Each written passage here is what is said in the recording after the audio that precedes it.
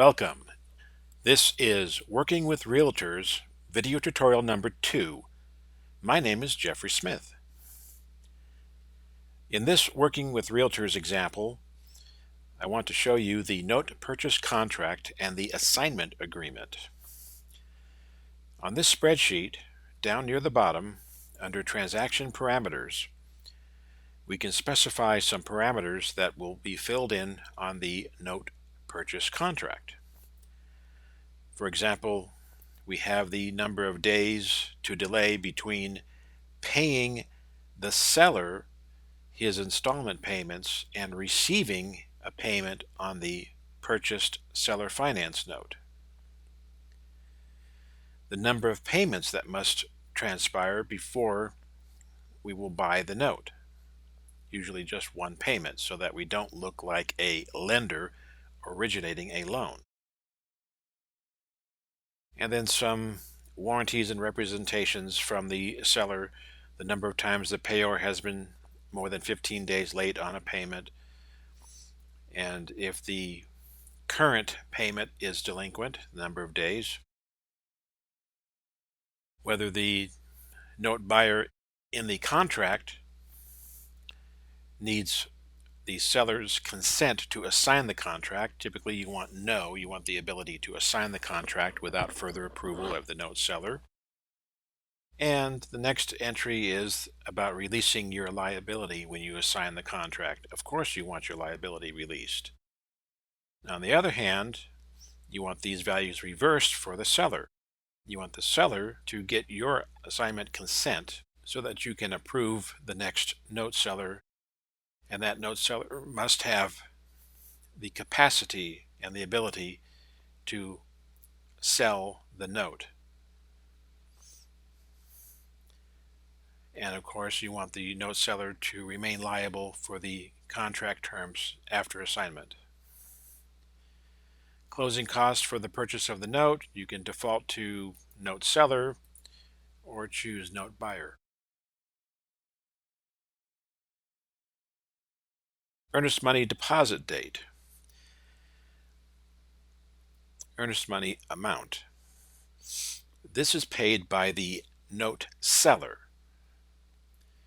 Many notes offered by note sellers are defective, or they shop around their note to multiple note buyers. We want the note seller to be committed to selling this note to us. If we go this far in the analysis and we put the note under contract, we don't want the note seller to go around us and sell the note to someone else. If they fail to close the deal and we're ready, willing, and able to close the deal, then we want the note seller to pay a penalty if he sells the note to someone else. Now we can also deposit some good funds into escrow, either to show the good faith or to show the initial amount of the purchase. In this case, $46,820. This number comes from up here, the note buyer amount to buy the note.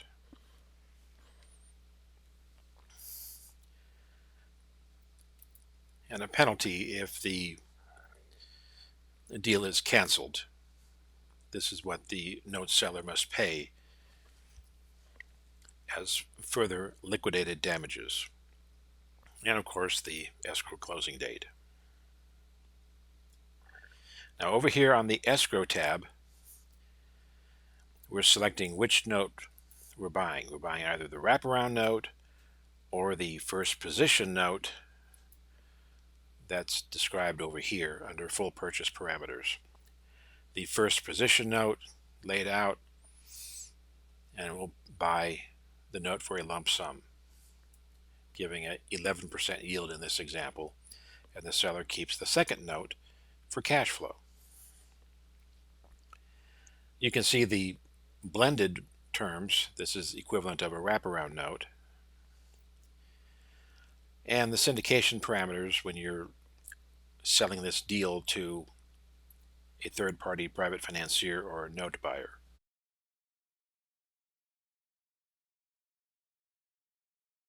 Now over here in Microsoft Word, we have the standard form note purchase contract for mail merge with this spreadsheet. You can see all the highlighted fields here that come from the mail merge.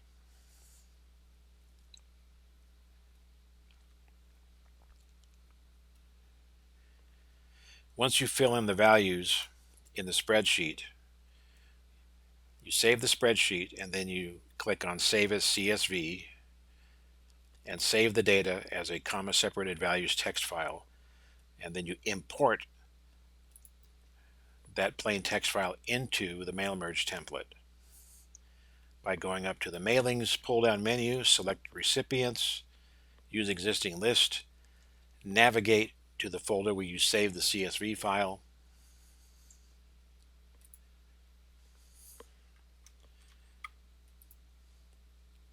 CSV.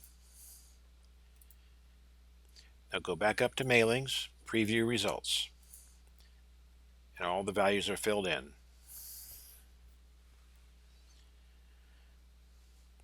In this example, we're buying the wraparound note, and the purchase price that we're paying to the note seller totals $890,088.90. And that is the initial payment of $46,820 towards the purchase price. And we want to hold that deposit until a specified date or 15 days after one note payment was received by the seller. And then Schedule D in this contract will be the remaining installment payments, 84 payments from buyer to seller in this amount per month, $5,900, plus a final maturity of $347,668, due and payable 15 days after the maturity payment on the seller finance note.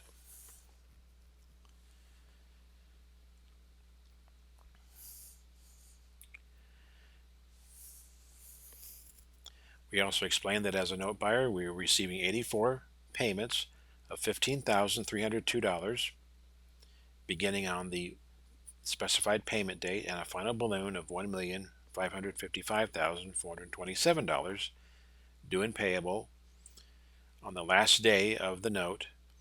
That is in addition to the final periodic payment that's also due on that date. And a conditional provision that if this is a wraparound note, that the buyer is obligated to make the periodic payment on the underlying senior debt from the periodic payment received from note payer, as well as the final maturity balloon payment.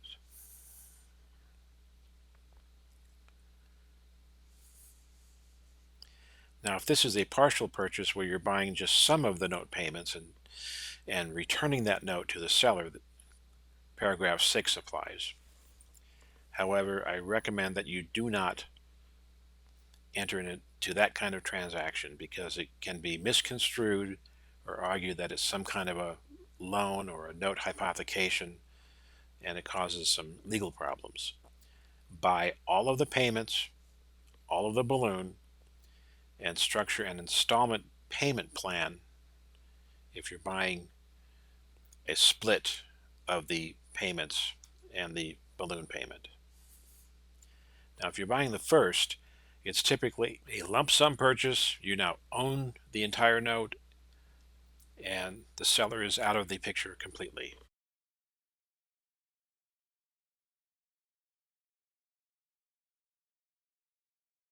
Notice in paragraph 8.1 we have some conditional text in here brought in from the spreadsheet. This is talking about how to handle any prepayments of principal. And if there's any prepayment penalty on the underlying debt, then who pays that penalty?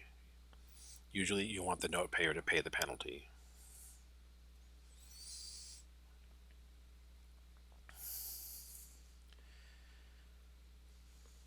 Now, paragraph 11 is default of note shall abate buyer's obligation to pay any Schedule D installment or balloon payments. This means that if the note payor is not paying you, then you are not paying the seller, and those payments are lost.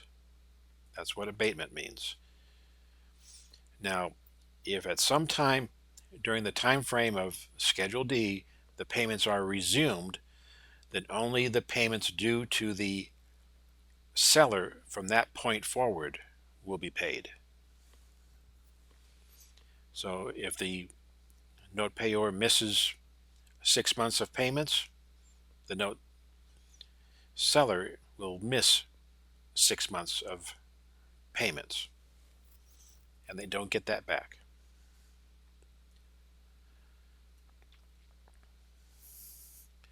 Continuing through, we have assignment by buyer, assignment by seller.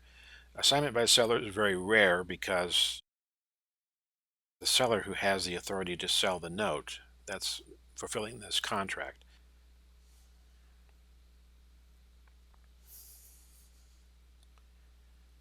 We have the earnest money deposit by the seller and the purchase funds for the initial payment by the buyer. In this case, the buyer is not putting up any initial funds. The funds will be wired into escrow on the day of closing. And some onerous penalties if the seller defaults on the contract.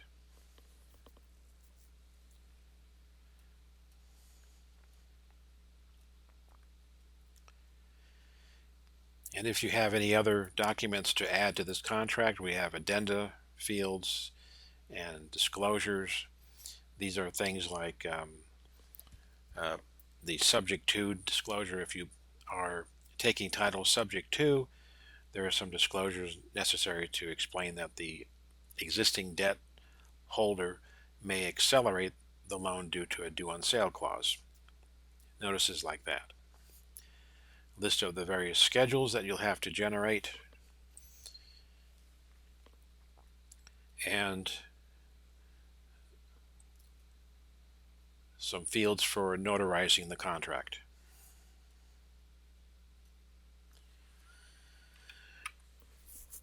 Now, once you have this deal under contract and you want to sell this deal to a private financier, there is an assignment of note purchase contract.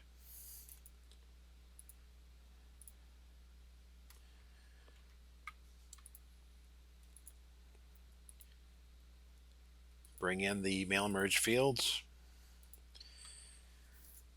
and it fills in the fields, and you're assigning this note purchase contract for a non-refundable. Total consideration for this assignment is $17,895 to be paid as follows: a full recourse promissory note for that total amount at 0% annual interest for 84 monthly payments of $105 and a final balloon payment of $9,075.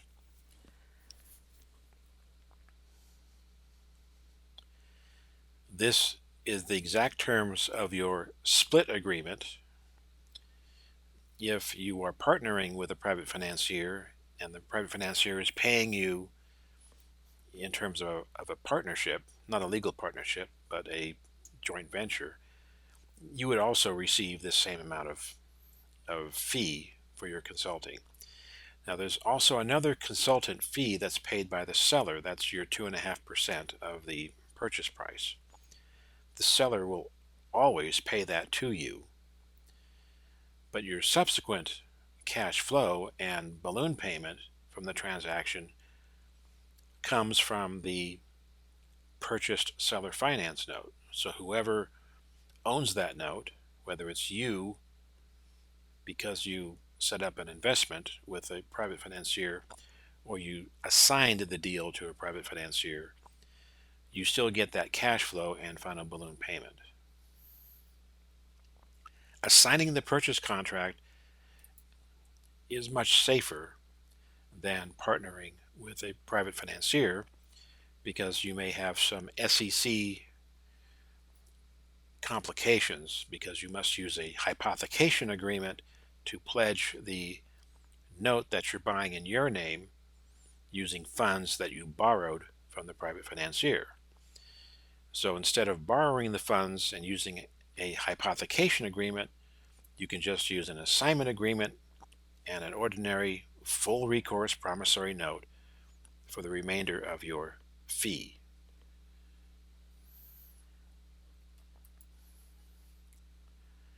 This has been Working with Realtors, video tutorial number 2. My name is Jeffrey Smith, and thank you for your support.